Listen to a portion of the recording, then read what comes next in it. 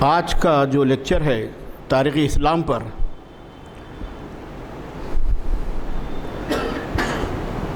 وہ ہے حضرت معاویہ رضی اللہ تعالیٰ عنہ تاریخ کی روشنی میں، اور لیکچر دینے والے تھے جناب عمر احمد شفیق صاحب۔ پھر اس کے بعد اور ایک نام آیا تھا پروفیسر مجید بیدار صاحب۔ اب یہ کچھ ناگہانی حالات کی وجہ سے یہ نہیں پہنچ سکے۔ مینجمنٹ کے ذمہ داروں نے مجھ سے کہا کہ آپ تاریخ اسلام کے موضوع پر آپ خطاب کریں۔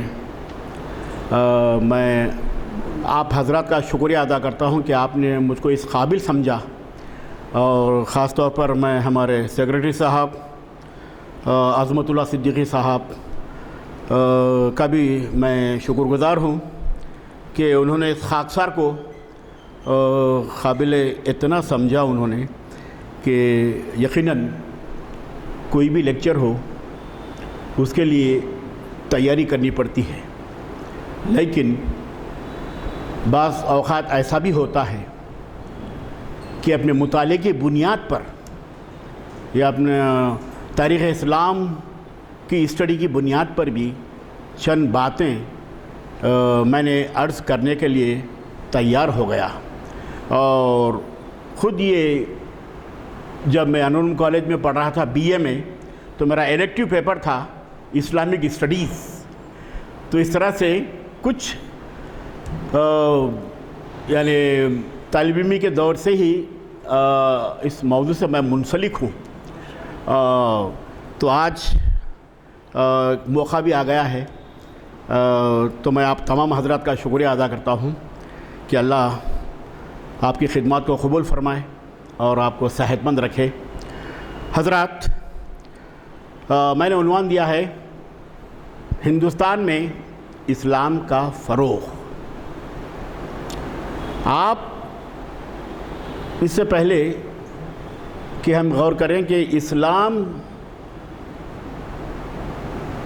کب یہاں شروع ہوا، اس میں بھی ہمیں غور کرنے کی ضرورت ہے۔ فروغ سے پہلے، فروغ کے معنی ہے ڈیولپمنٹ۔ ڈیولپمنٹ کئی طرح سے ہوتے ہیں۔ کتابیں لکھ کر ڈیولپمنٹ کیا جاتا ہے، وعظ نصیحت کے ذریعے سے ڈیولپ کیا جاتا ہے، پھر اولیاء اللہ کے جو ملفوظات ہیں، جو ان کے ارشادات ہیں، اس کے ذریعے سے ڈیولپمنٹ ہوتا ہے، اور جتنی بھی یہاں حکومتیں رہی ہیں ہندوستان میں، ان حکومتوں کے دور میں بھی اسلامی کچھ خدمات انجام دی۔ تو اس کا بھی تھوڑا سا ہمیں ظاہرانہ ایک اشارت جائزہ لینا پڑے گا۔ تو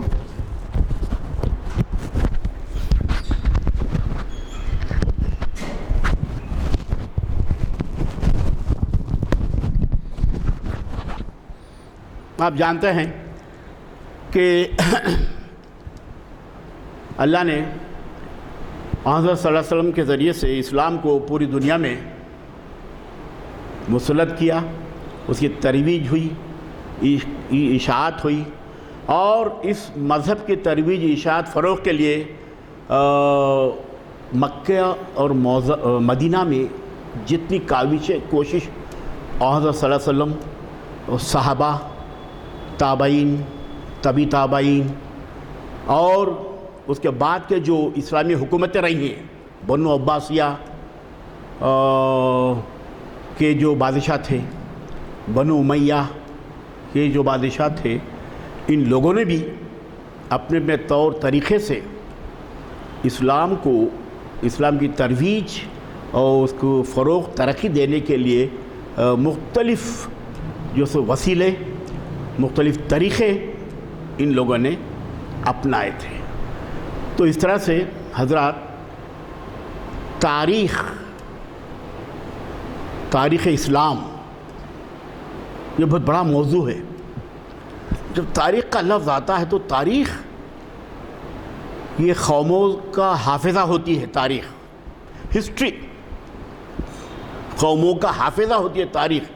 اور میں تو کہتا ہوں کہ تاریخی جو واقعات ہیں، خاص طور پر اسلامی جو واقعات ہیں، وہ پورے کے پورے اسلام کا حصہ ہے،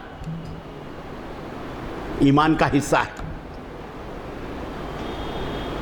اور پھر اگر آپ دیکھیں سعودی عرب، شام، اردن، عراق، پھر مصر، ان ممالک میں بھی اسلام کا فروغ مختلف حیثیتوں سے ہوتا رہا، مختلف وسیلوں سے ہوتا رہا. مصر میں بھی بہت زیادہ اسلامی تاریخ پر کتابیں لکھی گئی ہیں. اسلامی مورخین نے مصر میں اسلامی لٹریچر کو بہت فروغ عطا کیا ہے. مصر میں، ایجپٹ میں، ایجپٹ بہت قدیم ملک ہے ایجپٹ. اور پھر آپ جانتے ہیں کہ وہ تہذیبی لحاظ سے بہت بڑا مرکز تھا یہ ایجپٹ. اب ملک شام تو آپ جانتے ہیں بھائی، یہ تو اسلام کا بہت اہم حصہ ہے. یہ ملک شام جس کو سیریا کہتے ہیں، یہاں بھی اسلامی تاریخ، اسلامی واقعات کا یہ بہت بڑا مرکز ہے ملک شام. اور اسی طرح سے عراق، بغداد، کوفہ، دریائے دجلہ، دریائے فرات، کربلا کا جو واقعہ ہوا ہے یہ بھی بہت مشہور واقعہ ہے، یہ بھی اسلامی تاریخ کا اہم حصہ ہے.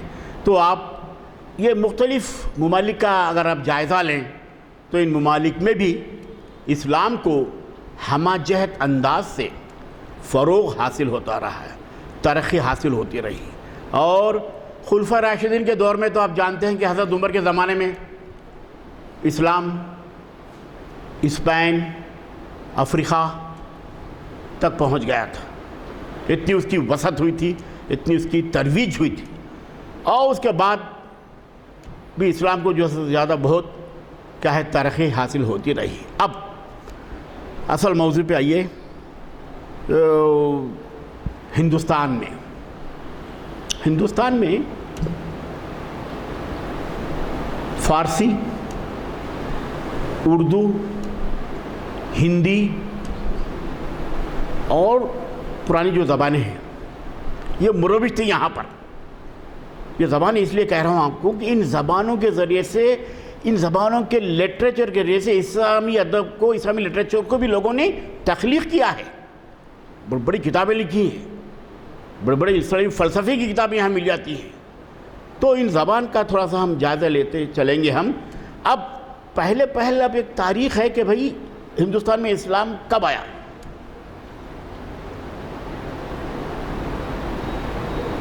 دو تین ماخذات ملتے ہیں ہسٹری میں. ایک تو ہم تاریخ پڑھتے ہیں ہسٹری میں 712 عیسوی میں محمد بن قاسم کا جب سندھ پر حملہ ہوا تب سے مسلمان لوگ اسلام کا آغاز ہوا. اس سے پہلے بھی ہم جائزہ لیں تو آپ کے کیرلا میں مسلمان عرب سے آنا شروع ہو گئے تھے باغرض تجارت، بزنس. وہ کیرلا کے جو ساحل ہے کورومنڈل وغیرہ وہاں پر، تو وہاں پر جی مسلمان وہ نقوش آج بھی ملتے ہیں. خود ایک صحابی کے بھی جو کیا ہے وہاں مزار ہے حضرت مدراس میں. تو مسلمانوں کی آمد قدیم زمانے سے ہی ہے ہندوستان میں. اچھا، لوگ آتے ہیں تو اپنی زبان ساتھ لاتے ہیں، اپنا کلچر ساتھ لاتے ہیں، پھر یہاں کے کلچر کو متاثر کرتے ہیں، یہاں کے کلچر سے متاثر بھی ہوتے ہیں. جب محمد بن قاسم یہاں آئے تو یہاں آنے کے بعد یہاں کی جو تہذیب ہے، کلچر ہے، زبان ہے، اس سے جو کیا ہے وہ متاثر بھی ہوئے. یہاں متاثر بھی کرے، اکیلے نہیں آئے، اپنے ساتھ قافلہ آیا، فوجی دستہ آیا محمد بن قاسم کا 712 عیسوی میں. اب آنے کے بعد آہستہ آہستہ ایک تہذیب، ایک کلچر یہاں فروغ ہوتا رہا.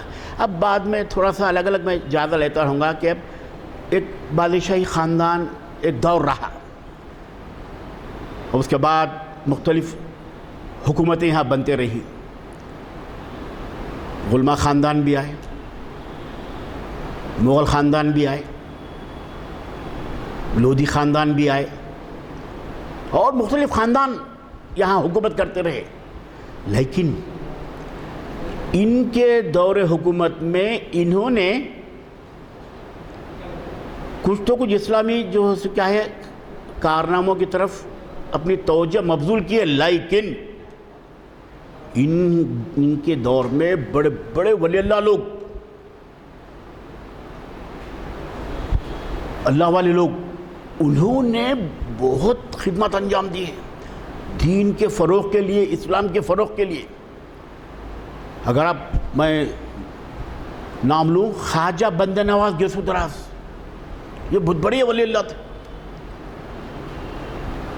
اپنی مذہب کی تبلیغ کے لیے، اس ارشاد کے لیے، اس کے فروغ کے لیے انہوں نے عوام کی زبان کو اپنا کر عوام کی زبان میں دین کی تبلیغ کی، اور کئی لوگ بیعت ہوئے۔ گلبرگے میں ہیں خواجہ بندہ نواز گیسو دراز، ان کے ارشادات، ان کے رسالے، یہ رسالہ میگزین کو کہتے ہیں۔ ایک رسالہ ہوتا ہے جو وہ لوگ واعظ فرماتے ہیں نا، اس کو بھی رسالہ بولتے تھے اس زمانے میں۔ رسالہ رسل کی جمع، اپنی بات کو پہنچانا، اپنی تبلیغ کو، اپنے واعظ کو پہنچانا، رسالہ کہتے تھے اس زمانے میں۔ تو ان کے ارشادات، ان کے واعظ، ان کی تبلیغ کی باتیں، یہ اردو زبان میں دکن میں جو کیا ہے فروغ پائی۔ یہ کتاب ہے اردو کی پہلی کتاب، معراج العاشقین۔ بظاہر لوگ کہتے ہیں کہ تصوف کے موضوع پر ہے۔ بھئی یہ تصوف یہ اسلام کا حصہ ہے، کیونکہ ماہرین دانشور کہتے ہیں کہ اسلام میں تصوف کا آغاز کہاں سے ہوتا ہے؟ جب حضرت صلی اللہ علیہ وسلم غار ہیرا میں وہاں وہ فروکش تھے، تو وہاں سے تصوف کا آغاز ہوتا ہے۔ وہاں مراقبہ، پھر اس کے بعد پھر اللہ سے دعا کرنا، پھر وہاں آیت نازل ہونا، اقرا کی آیت وغیرہ، یہ تمام چیزیں۔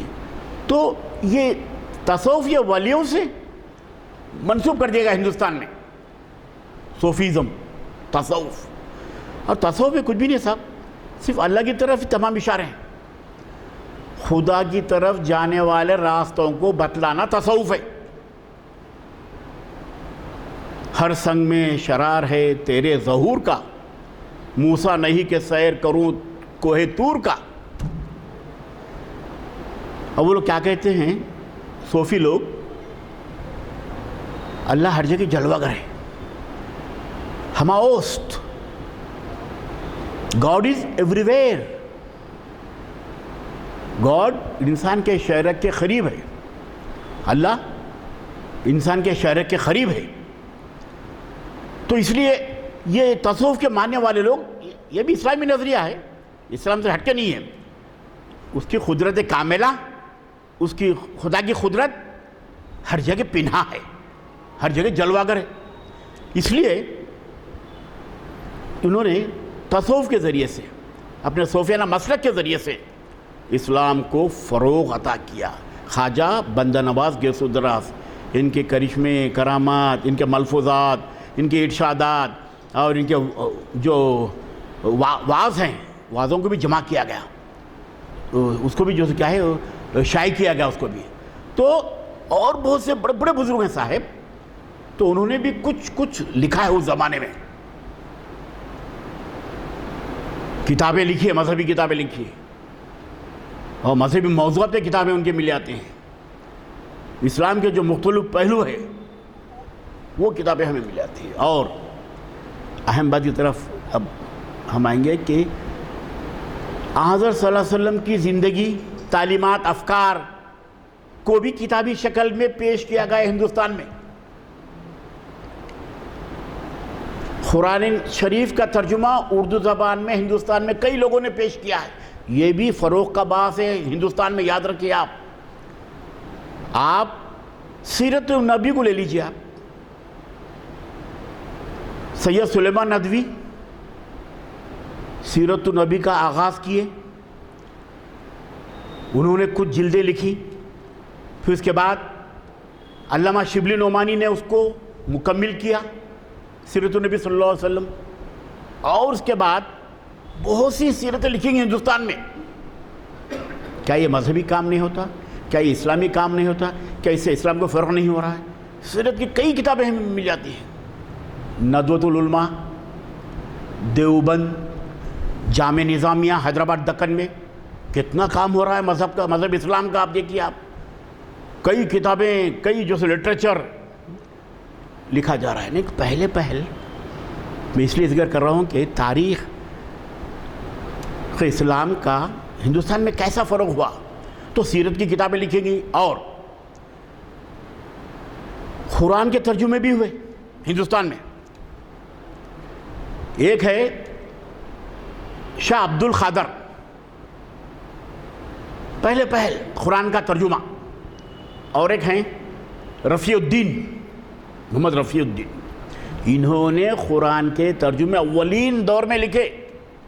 پھر ہمارے اردو میں آئیے آپ, ڈپٹی نذیر احمد بھی تفسیر قرآن, اردو میں بہت بڑے ایک ناول نگار ہیں, دلی کے ہیں ڈپٹی نذیر احمد, انہوں نے بھی قرآن کا ترجمہ کیا ہے.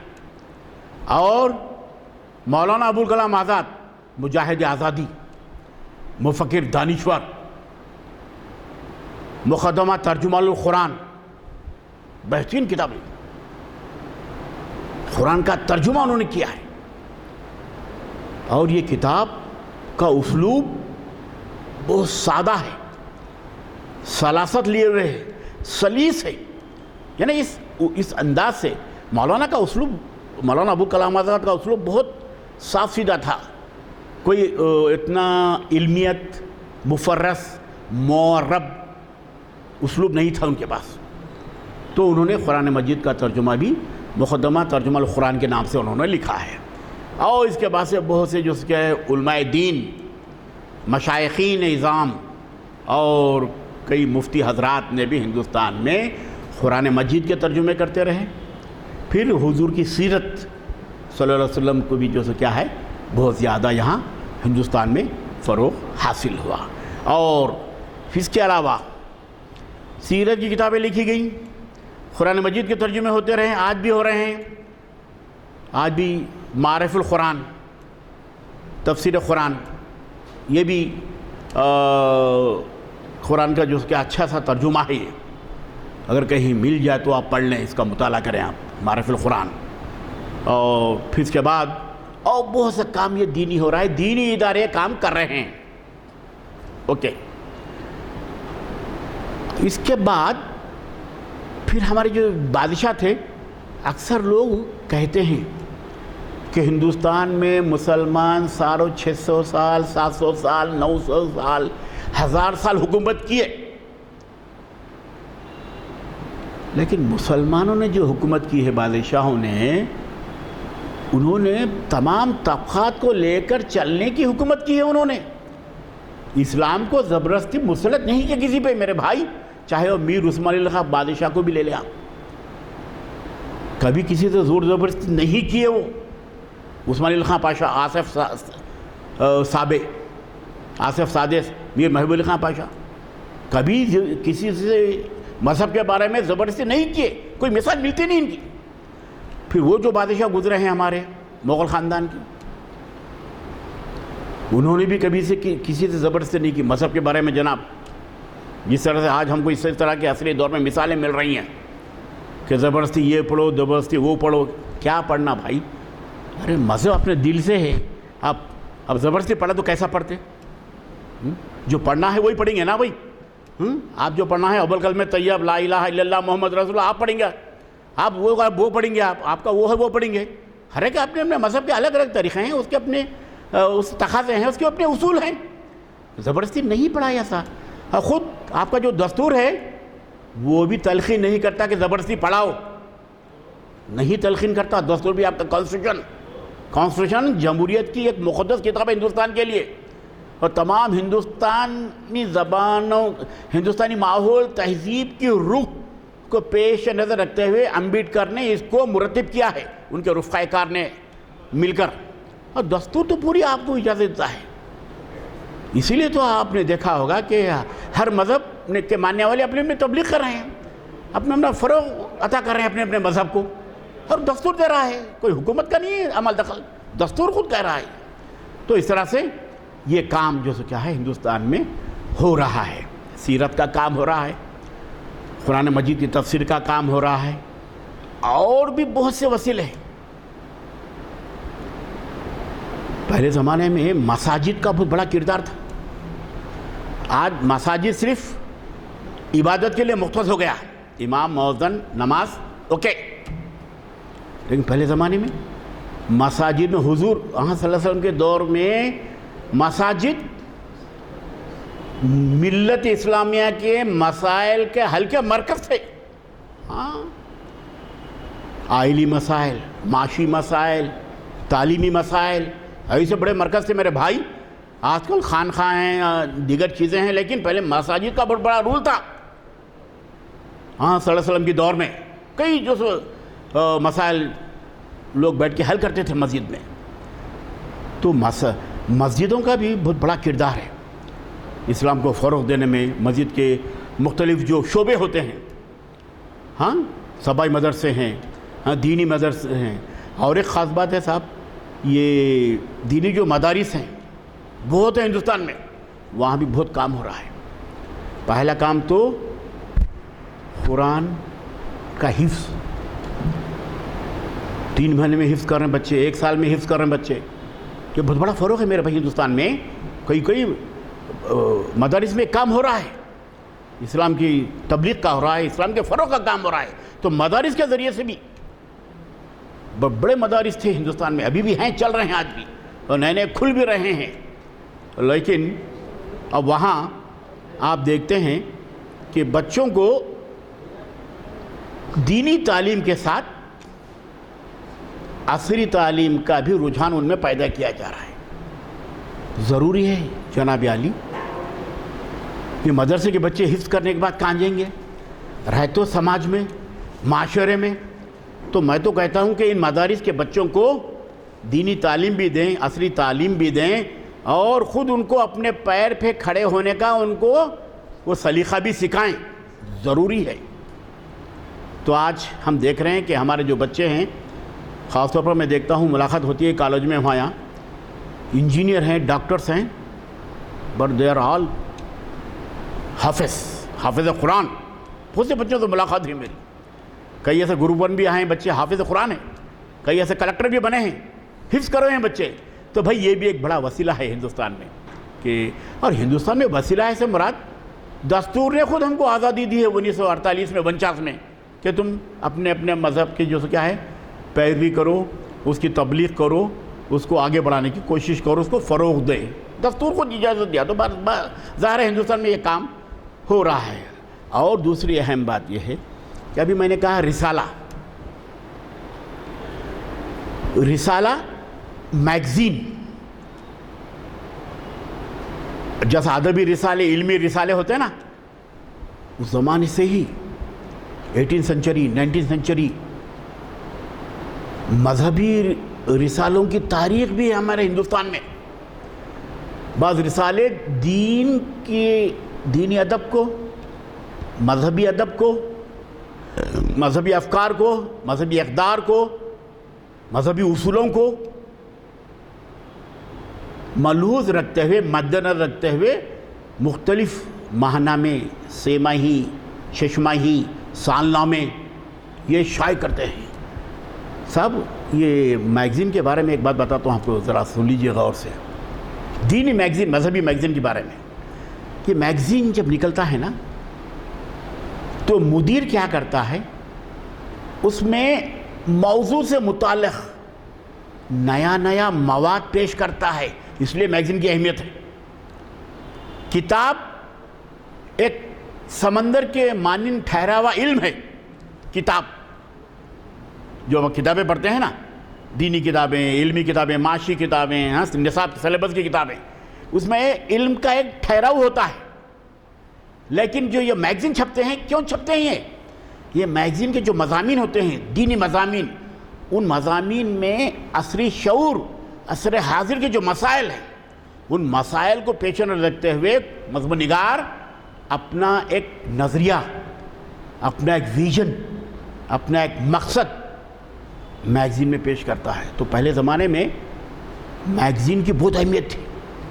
مذہبی میگزین ہو، ادبی میگزین ہو، علمی میگزین ہو، لوگ اپنے ساتھ ہاتھوں میں میگزین، اخبار، کتاب رکھتے تھے.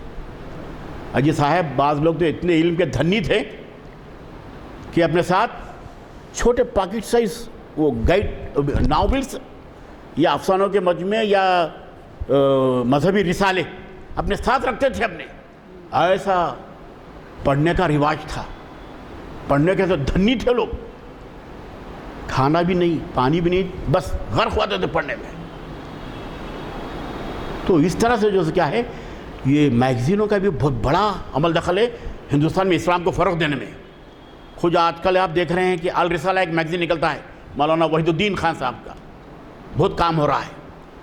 عصر حاضر میں، عصر تناظر میں اسلام کے منظرنامے کو وہ پیش کر رہے ہیں. اور اس کے علاوہ اور بہت سے میگزین ہیں. خود ہندوستان میں ایسے ایسے دانشور گزرے ہیں کہ مولانا مودودی نے بھی بہت سی کتابیں لکھی ہیں. علامہ شبلی نعمانی نے بھی بہت سی پوری تاریخ لکھی ہے اسلام کی. المامون، الفاروق، الغزالی. کیا یہ فروغ ہے میرے بھائی؟ اسلام کے پورے جو کیا ہے صحابیوں کی سوانح عمری لکھی ہے انہوں نے. الفاروق حضرت عمر کی پوری سوانح عمری ہے. المامون، الغزالی. آپ دیکھیں نا صاحب، ہمارے اردو کے ادیب، اردو کے شاعر، اردو کے دانشور، انہوں نے پوری جو کیا ہے اسلامی تاریخ کو اپنی اپنی کتابوں میں یہاں پیش کر رہے ہیں. تو اور اس طرح سے مولانا الطاف حسن حالی جو بہت بڑے شاعر گزرے ہیں.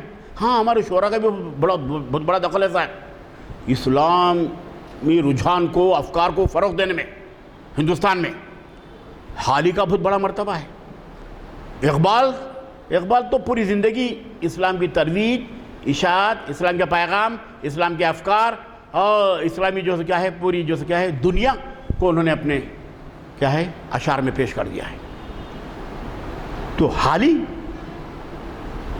ایک ان کی مشہور کتاب ہے مسدس حالی، مد و جزر اسلام. مد و جزر، ترقی، زوال، مد و جزر. پوری اسلامی تاریخ ہے اس کے اندر، پوری نظمیں ہیں اس کے اندر. اسلام کا فروغ کیسا ہوا، اسلام کی شان و شوکت کیسی تھی، اسلام کو جو کس طرح سے جو کیا ہے عروج حاصل ہوا، مسدس حالی میں ہے. اس کے بعد اسلام کو کس طرح سے زوال آیا اس کو بھی انہوں نے بیان کیا ہے. جس طرح سے اسپین، مزید خطبہ، اقبال نے نظم لکھی نا، پورا وہ اسلام کا دور ہے اس کے اندر، اندلیز کا پورا. تو ہمارے شعراء حضرات نے بھی جناب اسلامی فکر، اسلامی تاریخ کے حصوں کو بھی انہوں نے بیان کیا ہے. اور اس طرح سے اور بہت سے اردو کے شعراء حضرات ہیں، انہوں نے بھی اسلام کو فروغ عطا کیا. اور ایک صنف ہے جناب علی، نعت شریف. اب آپ بتائیے کہ اردو میں کہیں بھی دنیا میں چلیے آپ، نعت میں حضور کی سیرت، شخصیت، ان کی زندگی کے پہلو، ان کی اکمل زندگی کو اس میں پیش کیا جاتا ہے، اس کی ترجمانی کی جاتی ہے. نعت شریف کتنی نعتیں لکھی جا رہی ہیں ہندوستان میں، ہندوستان کیا پوری دنیا میں. تو کیسا اسلام کا آپ فروغ ہو رہا ہے آپ بتائیے. آپ اس کے اندر نیا اسلوب، نئے انداز سے وہ موضوعات اسلامی تاریخ کے، شریعت کے، وہ صلی اللہ علیہ وسلم کی زندگی کے، ان کے غزوات کے پورے اشعار میں پیش کر رہے ہیں لوگ. ہمارے شعراء فارسی کے، اردو کے اور دیگر زبانوں میں جو کیا ہے نعتیں لکھی جا رہی ہیں. تو اس طرح سے نعت کو بھی ایک لے لیجیے، ایک صنف کو لے لیجیے اردو کی، اردو شاعری کے. تو کس طرح سے ایک کام جو کیا ہے ہو رہا ہے دین کا کام ہندوستان میں. اور رسائل کا ذکر کر رہا تھا. اور رسائل تو آج بھی مذہبی رسائل نکل رہے ہیں، شمال ہندوستان سے نکل رہے ہیں، جنوبی ہندوستان سے نکل رہے ہیں. تو ابھی میں دیکھ رہا تھا آپ کی لائبریری میں یہ ندائے اعتدال ایک میگزین ہے اپنے پاس یہاں لائبریری میں دیکھا بھی، اس میں بھی ایسے ایسے موضوعات ہیں، ایسے ایسے افکار ہیں اس کے اندر، پوری اسلامی ہے۔ بھائی مقصد یہ ہوتا ہے کہ میگزین نکالنا کہ بھائی اسلامی تصورات کو عصری تناظر میں اور ملت اسلامیہ کی عصری جو زندگی ہے اس کے ذریعے سے ان کو ایک پیغام دیں، ان کو ایک پیام دیں، ان کو اس مضامین کے ذریعے سے، اس رسالے کے ذریعے سے۔ تو یہی مذہبی رسالے کا اندیا ہوتا ہے، مقصد ہوتا ہے، اس کا اغراض و مقاصد ہوتے ہیں۔ تو اس طرح سے اور بہت سے اسلامی لٹریچر کو فروغ دینے کے لیے ایسے رسائل نکلتے رہے میرے بھائی۔ صفا، رضوان، کہ ہندوستان میں رسائل کے ذریعے سے دین کی خدمت ہو رہی ہے، دین کی ترویج ہو رہی ہے، فروغ ہو رہا ہے۔ رضوان بھی ایک رسالہ ہے جو نارتھ انڈیا سے نکلتا ہے، لکھنؤ سے نکلتا ہے رضوان۔ اور ندائے صالحین، ظاہر ہے صالحین بڑے بزرگ لوگ، ولی اللہ لوگ جن کا عمل صالح ہوتا ہے، پاکیزہ ہوتا ہے۔ اب ظاہر ہے بڑے بزرگوں کو تو وہی کہیں گے کہ صالحین، اور یہ بھی رسالہ ہے، یہ بھی اپنی خدمت انجام دے رہا ہے۔ اور رسالہ ہے معارف، یہ اعظم گڑھ سے نکلتا ہے، یہ بھی پورا مذہبی رسالہ ہے، مذہبی مضامین، مذہبی موضوعات اور نئے نئے جو کیا ہے تقاضے، نئے نئے اس میں حالات کو پیش کرتے ہوئے آخری میں فکر اسلامی ہوتی ہے، نتیجہ اسلامی ہوتی ہے، کلائمیکس اسلامی دیا جاتا ہے، کوئی ایک پہلو اسلام کا لیا جاتا ہے۔ اور اس کے علاوہ اسلام اور عصر جدید، کتنا بہترین رسالہ ہے یہ بھی نارتھ انڈیا سے نکلتا ہے۔ اسلام عصر جدید، ماڈرن دور میں کس طرح سے اس کو فروغ عطا کرے، تو اس پہ بہت سے مضامین، مقالے یہ شائع کیے جاتے ہیں۔ اور نور ولایت، ندائے اعتدال، یہ سب رسالوں کے ذریعے سے بھی صاحب دین کی خدمت ہو رہی ہے، اسلام کو فروغ حاصل ہو رہا ہے۔ اور بہت سی چیزیں ہیں، کیونکہ ٹاپک بہت بڑا ہے کہ ہندوستان میں اسلام کا فروغ مانے ڈیولپمنٹ، فروغ مانے ترقی، رسائل کے ذریعے سے ترقی ہو رہی ہے، اولیاء اکرام کے ذریعے سے ترقی ہو رہی ہے، مفتیوں کے ذریعے سے ترقی ہو رہی ہے، علماء کے ذریعے سے ترقی ہو رہی ہے، مدارس کے ذریعے سے ترقی، کئی وسیلے ہیں ہندوستان میں چل رہے ہیں، ہو بھی رہا ہے، اللہ کے فضل سے کام ہو رہا ہے میرے بھائی۔ تو پھر بادشاہوں کے دور میں بھی کئی کتابیں لکھی گئی ہیں، اورنگزیب عالمگیر کے دور میں کئی کتابیں لکھی گئی ہیں میرے بھائی اسلامی موضوعات پہ۔ پھر اسلامی ادب بھی تخلیق ہوا ہے ان کے دور میں، لوگوں نے، شعراء حضرات نے، اسلامی مفکرین نے کتابیں لکھتے رہے ان مغل ڈائنسٹی کی۔ اور پھر علاؤالدین خلجی کے دور میں بھی، پھر حیدرآباد دکن میں دیکھیں آپ، محمد قدوس شاہ کے دور سے عبداللہ قدوس شاہ، اور اس کے بعد جمشید قلی، ابراہیم قلی، سبحان قلی، یہ بڑے جو یہاں بادشاہ گزرے ہیں میرے بھائی، ابوالحسن تانی شاہ وغیرہ۔ تو ان کے دور میں بھی جو ادیب تھے، شاعر تھے، جو ولی اللہ لوگ تھے، ان لوگوں نے بھی جو کیا ہے اپنے ملفوظات کے ذریعے سے، اپنے وعظ کے ذریعے سے اسلام کو فروغ عطا کیا ہے۔ تو کیسی بزرگ ہستیاں تھیں، کیسی روحانیت کی فضیلت کے حامل ہستیاں تھیں کہ آپ دیکھیں اورنگزیب کی فوج میں ہی یہ اللہ والے لوگ تھے، حضرت یوسف بابا، حضرت شریف بابا، یہ دو بھائی، آندھی ہے، طوفان ہے اور قرآن کی تلاوت میں مصروف ہے۔ اورنگزیب پریشان ہوا کہ اتنی جو کیا ہے طوفانی ہوائیں چل رہی ہیں، گھوڑے پہ آیا، دیکھا تو یہ بڑے بزرگ جو قرآن کی تلاوت میں مصروف تھے۔ تو اس طرح سے ایسی بڑی روحانی شخصیتیں تھیں جو اپنی پوری زندگی میں مذہب اسلام کو ہی انہوں نے آخر اول مقصد بنا لیا انہوں نے، اور اولیاء اللہ کے ذریعے سے بھی صاحب اسلام ہندوستان میں ظاہر ہے پھیلا، اور اولیاء اللہ ہی بہت زیادہ کردار ادا کرے ہیں، اولیاء اللہ ہی بہت زیادہ کردار ادا کرے ہیں۔ اکبر اعظم سے لے لیجیے، اس کے پہلے جو غوری، محمود غزنوی، کئی اور ہمارے بادشاہ تو بہت بڑے عالم فاضل تھے۔ محمود غزنوی کا ایک واقعہ سناتا ہوں آپ کو میں، کہ کیسا ہے ان کے دلوں میں اسلام کہ فروغ کا جذبہ تھا. ایک مثال دیتا ہوں آپ کو میں. محمود غزنوی بہت بڑا عالم فاضل بادشاہ تھا. یہ اور بات ہے کہ تاریخ میں لوگ کہتے ہیں کہ 17 مرتبہ حملے کرا, دولت لوٹا, وہ الگ بات ہے. لیکن محمود غزنوی اس کی فرمائش یہ تھی کہ اس کے اپنے دور کے فارسی کے شاعر کو اس نے ایک حکم دیا تھا, فردوسی کو, شاہنامہ اسلام لکھو, آپ کتاب مثنوی لکھو. تو اس نے مثنوی لکھ دی. تو کیسا محبت, کیسا اعتقاد تھا دیکھو آپ. اس نے کیا کیا, اس شاہنامے میں کسی مقام پر ایسے اشعار لکھا حضرت عمر کی شان, وہ دبدبے کے لحاظ سے وہ الفاظ ویسے استعمال نہیں کیا.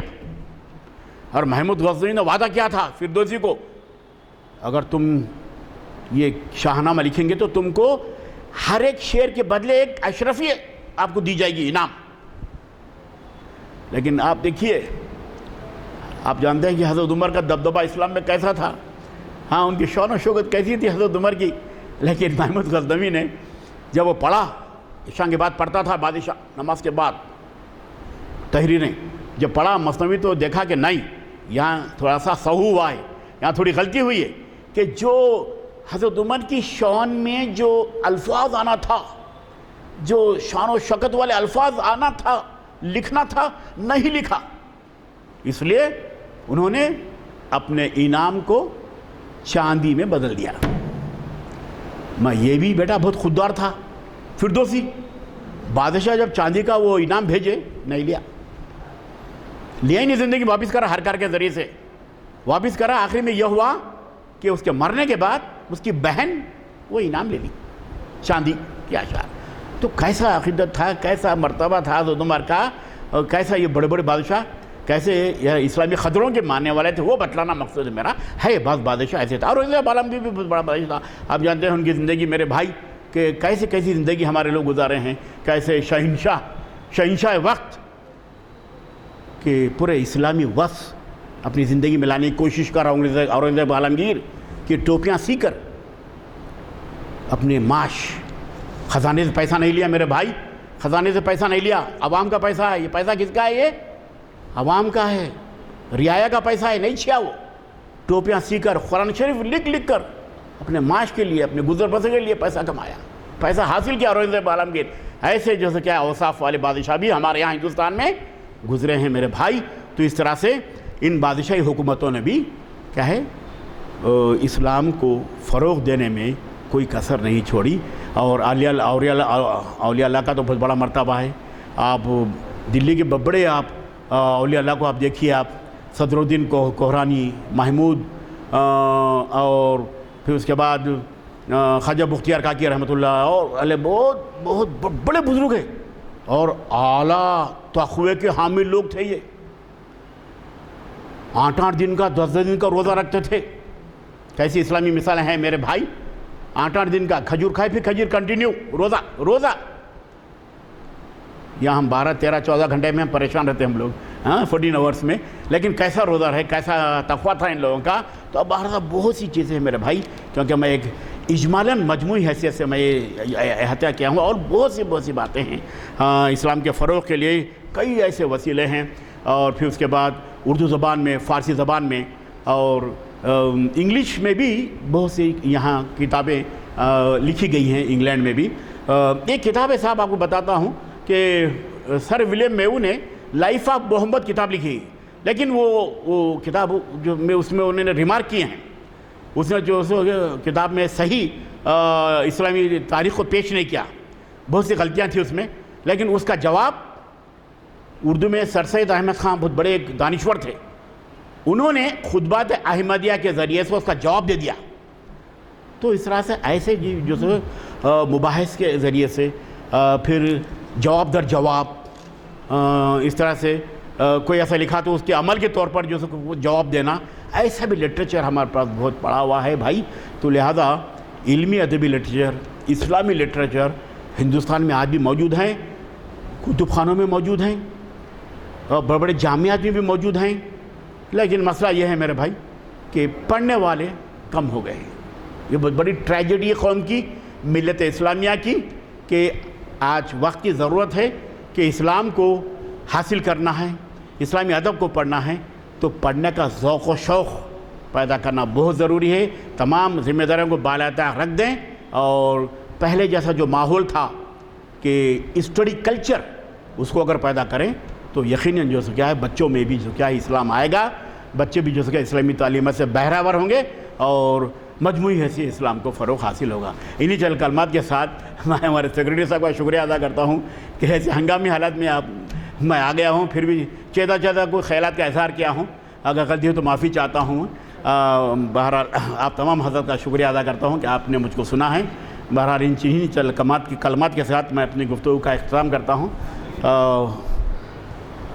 اعوذ باللہ من الشیطان الرجیم، بسم اللہ الرحمن۔ اے اللہ، تو رازق و رحیم ہے، تو رحمت العالمین ہے۔ اے اللہ، غزہ کے مسلمانوں کی، فلسطین کے مسلمانوں کی حفاظت فرما، امن قائم کر۔ اے اللہ، جو ظالم لوگ ہیں ان کو نیست و نابود کر دے۔ اے اللہ، مسلمان جہاں جہاں پریشان ہیں ان کی پریشانی کو دور کر دے۔ اے اللہ، مسلمانوں کو تعلیمی لحاظ سے، معاشی لحاظ سے فروغ عطا فرما، اور خاص کر فلسطین کے بچوں میں صبر، ہمت پیدا فرما، اور ان کی حفاظت فرما۔ جو ظالم لوگ ہیں ان کو نیست و نابود کر دے۔ اے اللہ، مسلمانوں کو جہاں جہاں بھی پریشان ہیں ان کی پریشانیوں کو دور کر دے، اور مسلمانوں کے جو مسائل ہیں، خاص طور پر جو بن بیاہی لڑکیاں بیٹھی ہوئی ہیں، اللہ غیب سے انتظامات فرما دے۔ اے اللہ، مسلمانوں کو ہر لحاظ سے، ہمہ لحاظ سے دین و دنیا میں ترقی عطا فرما، اور یہ نوجوان جو بچے ہیں جو تعلیم حاصل کر رہے ہیں ان کو کامیابی عطا فرما، اور ملک میں اعلیٰ مقام ان کو عطا فرما۔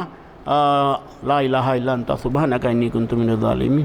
اللہم صلی اللہ علی محمد وعلی آل محمد کما صلیت علی ابراہیم وعلی